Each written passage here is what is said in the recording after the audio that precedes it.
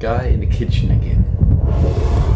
I'm not gonna start this video with good morning, good afternoon, blah blah blah, what day it is. Who fucking cares? Right into the topic. Actually yes. Today is Sunday. I woke up again in this constant fear, uncomfort, being afraid of the cold air condition at work. I hate cold air conditions if it's too cold. And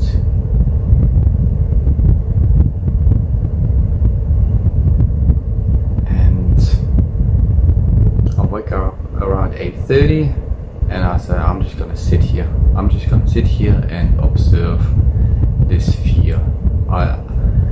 I'm just trying to find a solution here for this whole situation. All I'm thinking is I just want to get out of here. I want to get out of here, Karratha. I don't want to be here. It's just too many things. I was thinking even if maybe the air conditioning thing would be fixed, if I had the control over the air conditioning, then it would be my arm. If it's not my arm, then it's the screen I'm watching. And if it's all, even if this all would be good, then it's like my boss and working colleagues. We are here in a working town. And so the majority of the people are like just, I don't know, workers. I mean, in Perth we're also all workers, but I don't want to offend someone here.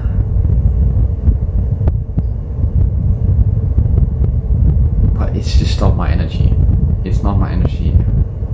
One of the reasons why I wanted to go to Perth is I thought there would be more like-minded people, more conscious people interested in, I don't know, meditation, and less in sport, football and television people. Oh, these mosquitoes driving me nuts.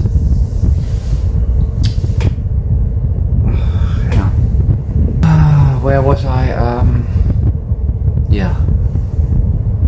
There's just too many reasons here why I don't want to be here. This energy, work, then just the money and finding a house. You know, all these houses here are around $1,000 per week in rent. Even if I would be full time here on $45 an hour, I have maybe $1,300, $1,400 left after tax. How's that gonna work? Huh? You pay $1,000 in rent, and then you have $400 to live. Nah, it's not gonna work. You need to have at least two incomes, and my wife is not working, looking after the kids at the moment. She could get Centrelink in August. I don't know how much she would get there, because you have to be 2 years a permanent resident to receive some financial support from the government.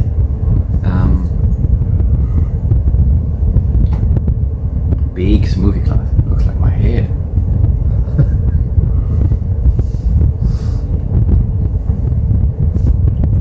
That job looks pretty much the same size like my head in the video.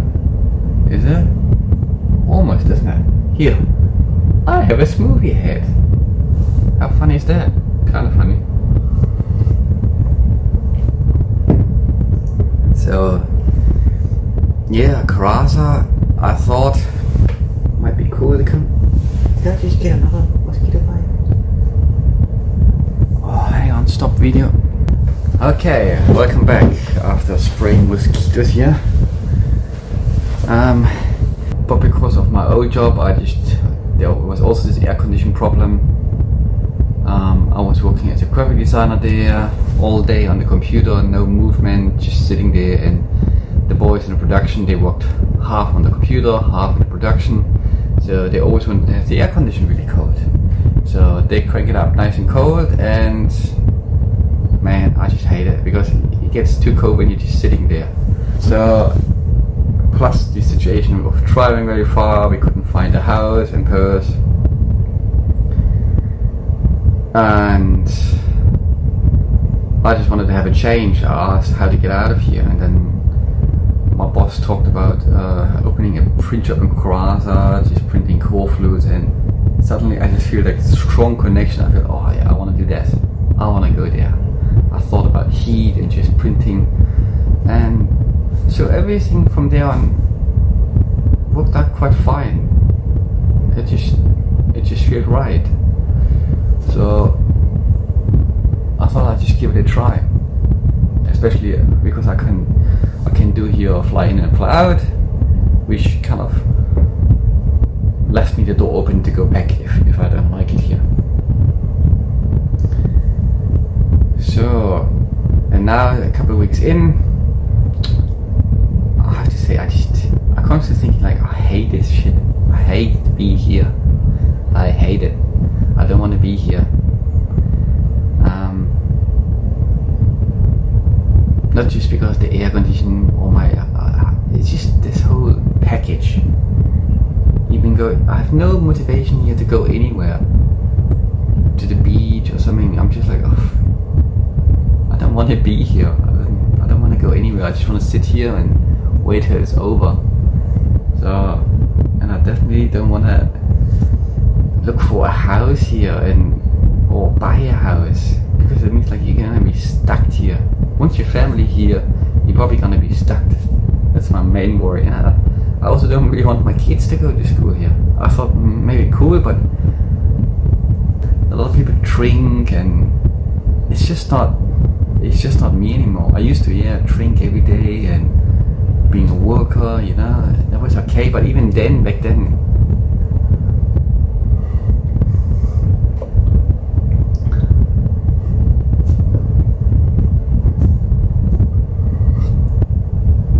so now I'm thinking, I just had a quick look for graphic designers in Perth. The thing is, in Perth, we also didn't feel happy in Perth, because it was like always cold, and we had no air condition or heat on the house, and we didn't have a house. Like this constant survival mode, always worry about living from paycheck to paycheck. The thing is, we're actually already quite lucky, because my job was okay, money was okay, but with only one income, you don't get very far. You need to have two incomes here, so you kind of can pay your rent or pay off your mortgage, and the other half you use for living. And your kids, they need to go to school, but our kids couldn't go to kindergarten because they're not vaccinated. We don't want them to be vaccinated. So actually all starts from there. Because we're not vaccinating our kids, we can't send them to childcare, which means my wife has to stay home, which means we don't have a second income, which means we don't have enough money to pay for a house, and the struggle just goes on and on and on. I'm over it. I'm very over it. Living in this constant fear.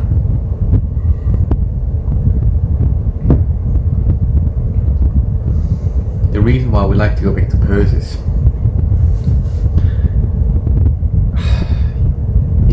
at least there we have a little place we can live, my friend's place, and I was thinking maybe just to look for a job somewhere south of the river,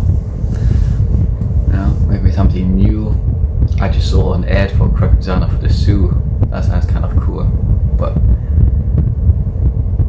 I don't know if I can't imagine myself being a graphic designer, like a creative graphic designer. Most of the time I work as a graphic designer in printing industry, which means most of the time you actually get print ready files from the client or other graphic designers, and you have to make them ready for print. Sometimes you have to make small changes. Sometimes I had to recreate a logo, but you never really have to be super creative from scratch, you know. And working for the Perth Zoo, it sounds like you really have to be a graphic designer. You have to really come up with cool designs and work with customers, and it's kind of actually something I would like to do as a freelancer, you know. Like, I still think or would like to have the experience being my own boss, being a freelancer, and doing graphic designs for clients and talk with them. But doing this, I would probably feel less pressure. Working for a company and doing this, I feel like it's scary. It's really scary. Maybe I should just give it a try and see how it works out. I'm worried that I'm not good enough. I'm worried I don't know how to create stuff, and as for working with customers, you know, and but sometimes what do you have to lose? You just give it a try, same like here, and see how that works. And if it doesn't work, you just do something else, isn't it? But in Perth, yeah, I feel like more free. Yes, I don't like the way people drive, but it's more open there, more possibilities. Yeah, I feel like you just in your house or go to Dampier Beach. Nothing else to do. I used to actually like the simplicity, but the thing is, I used to just work, mostly just work, and once a week you have one day off. It's okay to go to Dampier Beach. Don't need much. But at Perth, there's so much more nicer beaches, and I don't know. I feel a bit more free there. So yeah, I have 2 weeks here, then 2 weeks Hong Kong. I don't know how I'm going to do this, man. Look for a job from here, apply. The good thing before was I was working 2 weeks and have 1 week off, and then that 1 week off I would be in Perth, then I could have looked around. But now I'm not in Perth for a very long time, and when I come back from Hong Kong, my boss is already saying my working colleague is going to move out of the unit, and I probably could move in, which is too early. I think my wife wanted to back from Hong Kong and pack everything and then make the move. I'm just scared, hey, because I kind of have to make a decision here soon. I have to make a decision.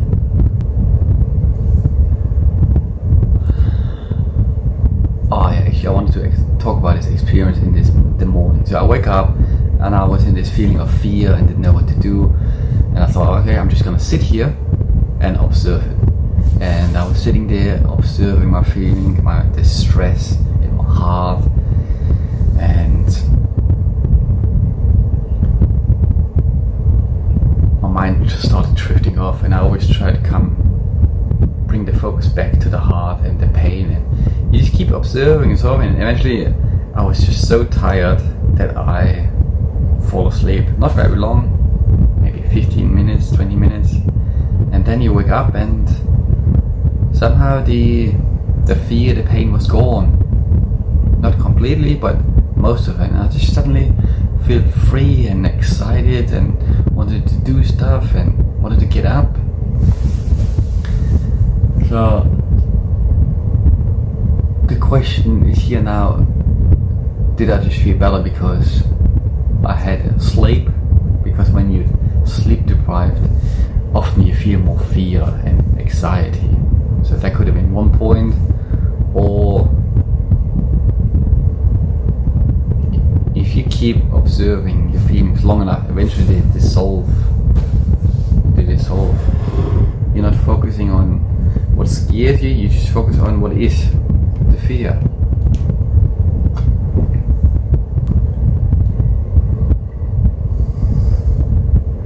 Anyway, that's it for now. I'm not sure what to do.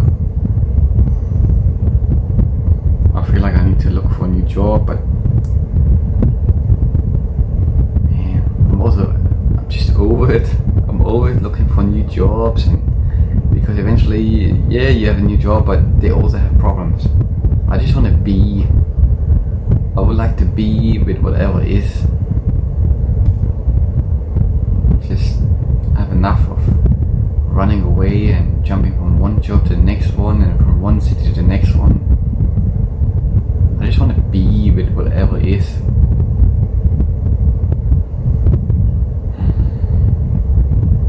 Alright, that's it. Where am I? The water's really warm and the water content is also really high, so you're really floating, no need to swim. I can see myself if I'm looking into the sun, but I'm here in Murujuga National Park. I think somewhere I climbed up to see those stones. I'm not sure if it was here. I think it was more down there. I just went to Heason's Cove and went for a swim. The water was really warm, almost a bit hot, and the salt content is really high. And then when I went outside, I had like this brown mud on me. I don't know how it is. I really don't enjoy being here. I think one of the biggest factors is I'm just here by myself. I'm just here by myself, and it's depressing. It's depressing because you need to have social contact. I would even say even having bad social contact than no contact at all, but which is actually stupid. You should rather stay by yourself than having social contact which is not good for you.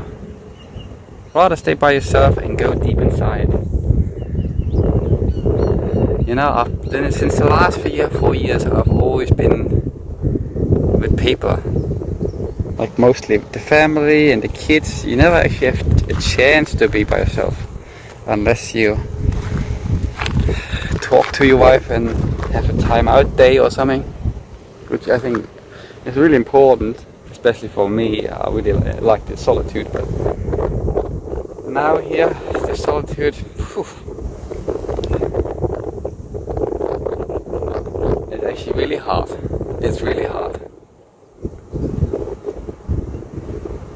It makes me just want to go back to Perth. I wonder if it's this. I wonder if that loneliness wants me to go back to Perth.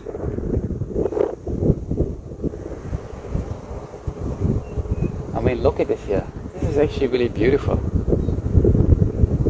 The grass. I wonder if I can. I'm gonna make another video just with the blurry paper, so you can see. So I just changed the blur from 7 to 0.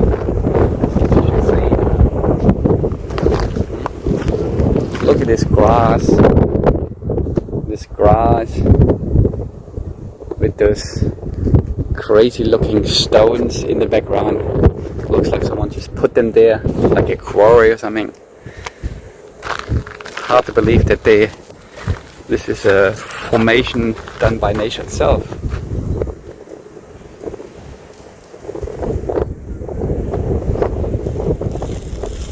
Look at these stones, Sissy. Can you remember? I don't think it was here. Somewhere over there. But yeah. We climbed up those stones. In the kitchen again. This time in a grey shirt. And only half of a smokey. So.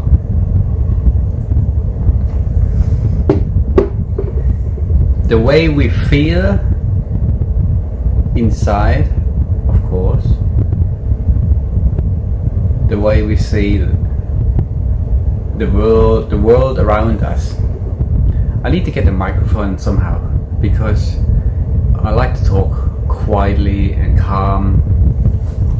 I don't want to yell on the phone, but if I just talk quietly, you can't really hear me. I watch my videos and it's hardly to hear. I need to really increase the volume, which is not good. So I think having a little microphone here looks maybe even a bit professional, you know? Looks like you're a YouTuber or something. Or, you know, I've seen people holding a microphone here. I think that's stupid. I think a small microphone here, that's good enough. Yeah. I think that's important that you hear clear, not have to turn up your volume. Anyway, so I'm pretty much, I got drunk like 2 days ago, and it takes like 2 days just to get back to normal. And today it was okay. I didn't really feel like a hangover, but this constant depression and the main point of this short video is the way we feel inside, the way we see the world around us, and all I'm seeing is just shit. All I'm just seeing is shit around me, you know? Doesn't matter what I'm doing, going to the beach or doing this, having this, doing this. Everything is like there. So, and I think this is also a good indicator. So when you noticed that everything around you looks shit, then probably have a look inside. You're feeling shit as well, because you cannot feel good and see shit around you. Oh, it's hard. It's hard. So inside, so outside. I'm just having this smoothie. After the first couple sips, I already feel like this probably a little sugar high, a little bit happiness inside, and straight away the outside doesn't look too bad anymore. So, which made me still realize straight away, if you want to see the beauty around you, you need to fix the inside. You need to feel good inside. And by living a healthy lifestyle, like eating healthy, doing some sport, that makes your body feel good. And when your body feels good, you see good things around you. This becomes like a circle. If you feel there's everything good around you, then that makes you happy again inside, you know? And on the other side, it's like when you're feeling shit, everything around you looks shit. And what do? You start trying, maybe using drugs or eating shit food, which makes you feel shit again, and then it just this other circle.